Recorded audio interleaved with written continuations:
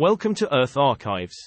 Among the special features of the ancient Greek Homer epic, Iliad, the Trojan War is definitely the highlight.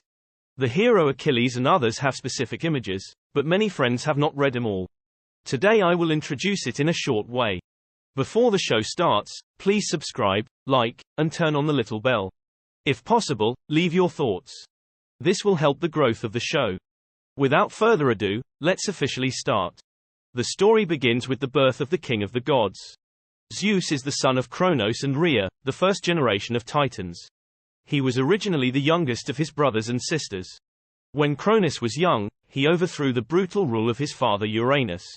He was afraid that he would be betrayed by his children one day, so he ate all the children one by one. In order not to lose her child again, Rhea secretly used a stone to throw away the newborn Zeus, so that Zeus could grow up. After rescuing Poseidon and other eaten brothers and sisters from the belly of Cronus, Zeus led the gods to launch a 10-year titanomachy with the Titans headed by Cronus. Eventually defeated his father Cronus, seized power, and became the king of the gods. Married to the mortal goddess. Zeus, who was naturally romantic and flirtatious, was also interested in the sea goddess Thetis.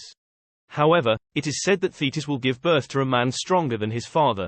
Zeus, who once defeated his father Cronus, is worried about history repeating itself.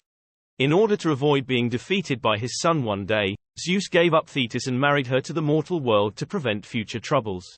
Thetis married Peleus, king of the city-state Thessaly. Since Thetis is a god and Peleus is also a hero in the world, Zeus, the king of the gods who brought him together, held a grand wedding banquet and invited many Olympians to attend. However, it was at this wedding banquet that the origin of the legendary Trojan War was laid. Who is the most beautiful goddess? The goddess Eris was deeply offended when she was not invited to the wedding feast. She was in charge of disputes and discord. She showed up uninvited at Thetis's wedding banquet and dropped a golden apple engraved with, "For the most beautiful goddess," causing an uproar. Zeus's wife, Hera, the queen of heaven, Athena, the goddess of wisdom, and Aphrodite, the goddess of love and beauty, were all guests at the wedding banquet. They possessed outstanding beauty, power and ability. Naturally, I believe that I am worthy of having this most beautiful golden apple. The goddesses asked Zeus, the king of the gods, to choose who was the most beautiful. In order not to offend anyone, the cunning Zeus delegated this difficult-to-end arbitration to someone else, appointing the human Trojan prince Paris to be the one to serve. The three goddesses then came to Paris to compete for beauty, and even used the power of the gods to bribe him. Sitting on endless authority, Sheila promised to let Paris, who was living in the wilderness, take control of power and become the king who ruled Eurasia. Athena promised to give Paris wisdom and strategic skills, making him an invincible hero on the battlefield. Who is known for his charm, Aphrodite played the love card and promised Paris the most beautiful woman in the world. Paris finally accepted Aphrodite's gift and gave her the golden apple, which symbolized the most beautiful goddess. Trojan War. Troy was a prosperous Mediterranean city-state in the ancient Greek era. After Paris returned to Troy, he visited the Greek city-state of Sparta as a prince and met Queen Helen, who was known as the most beautiful woman in the world at that time. The two immediately fell in love and eloped overnight, returning to Troy. Helen's husband was Menelaus, the king of Sparta. He was extremely angry and together with his ambitious brother Agamemnon, he summoned the Greek city-states to attack Troy. Achilles from Thessaly was also a member of the coalition. He was the son of Peleus and Thetis, the protagonists of the marriage feast. Although the Greek coalition involved multiple city-states, it was never able to gain an overwhelming advantage. The city of Troy was easy to defend but difficult to attack, and its people were brave and good at fighting. They even gained the upper hand from time to time. Both sides had victories and defeats. 10 years passed. One night, the Greek warships set sail and left one after another, seemingly retreating. Only a giant wooden horse statue remained on the battlefield outside the city. The Trojans mistakenly believed that the wooden horse was used to worship the goddess Athena, so they brought the wooden horse into the city, hoping to receive the blessing of the god. That night, the Trojans celebrated the end of the war happily, singing and dancing until late into the night.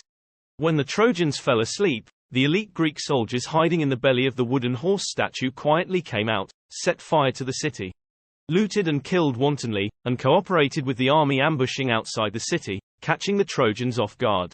The war finally ended with the destruction of Troy. Beautiful city. According to legend, The Trojan army to which Paris belonged was secretly supported by Aphrodite, and the Greek coalition to which Menelaus belonged was supported by Scylla and Athena. The battle between the goddesses has evolved from fighting for the title of the most beautiful goddess to a real bloody war. Because of the face of several goddesses, there were countless deaths and injuries in the world, and the lives of all living beings were devastated for 10 years. To most ancient Greeks, the Trojan War was more than a myth. In ancient Greek history, it was an epoch-making event. This is generally believed to be a real event, as noted by historians Herodotus and Eratosthenes. In ancient times, reputable historians were willing to believe that this war actually happened. In the second half of the 5th century BC, Herodotus, the father of history, believed that the Trojan War occurred nearly 800 years before his time. The mathematician Eratosthenes was more specific and stated that the war took place from 1184 to 3 BC. However, modern scholars are skeptical. Did the Trojan War happen? The Romans even considered themselves descendants of the surviving Trojans. In Virgil's poem, Aeneid, he describes how the hero Aeneas escaped with a group of followers after the Greeks stormed the castle hiding in a wooden horse. John Dryden, Britain's first official poet laureate, brilliantly translated the making of the wooden horse. The Greeks were tired of the tedious wars, and with the help of Minerva, something appeared, like a huge horse. Aeneas and his companions left to find a new home in Italy. Discover Homer's Troy. In the late 19th century, wealthy Prussian businessman Heinrich Schliemann traveled to what is now Turkey. When he learned that the city might be located at Hisarlik on the west coast of modern Turkey, Schliemann began organizing excavations there and unearthed a large number of ancient treasures, many of which are now on display in the British Museum. Although he initially thought the artifacts belonged to the late Bronze Age, the period when Homer believed the Trojan War took place, they actually predate Homer's time by several centuries. He dug out the right spot. Most historians now believe that the ancient city of Troy was at Hisarlik and that the Trojan War was real. Evidence of the use of fire, as well as a small number of arrowheads found in the Hisarlik archaeological layer, date back to the time of the Trojan War identified by Homer and may even hint at the war. There are also inscriptions preserved here from the Hittites, an ancient people in central Turkey, describing a dispute over Troy they called Walusa. Although none of this constitutes evidence of the Trojan War, these clues are advantageous to those who believe that the war existed. The historical Trojan War may be completely different from the description in Homer's epic poem. It is difficult to imagine a war taking place on the scale described by the poet and lasting for 10 years. As archaeologists have discovered, the castle was quite cramped at the time. However, in Homer's writings, the behavior of soldiers in war seems too human and too real. In the play inspired by Homer, written by Greek tragedy writer Aeschylus and translated by Louis MacNeice, Clytemnestra murders her husband Agamemnon after the war. Farmer, whoever is not careful, just like it is a leading sheep, loses the vast flock, sacrifices his own daughter. Catering to the goddess Iphigenia, he may have sailed downwind to Troy. Regardless of whether the Trojan War myth is historical or not, it has had a lasting impact on Greek and world culture. Whether it was a real ancient battle or just a clever fantasy, it has left its mark on future generations and has enduring historical significance. That's it for today's show. If you haven't subscribed and liked it yet, please help me. I wish you all a nice day and see you in the next show.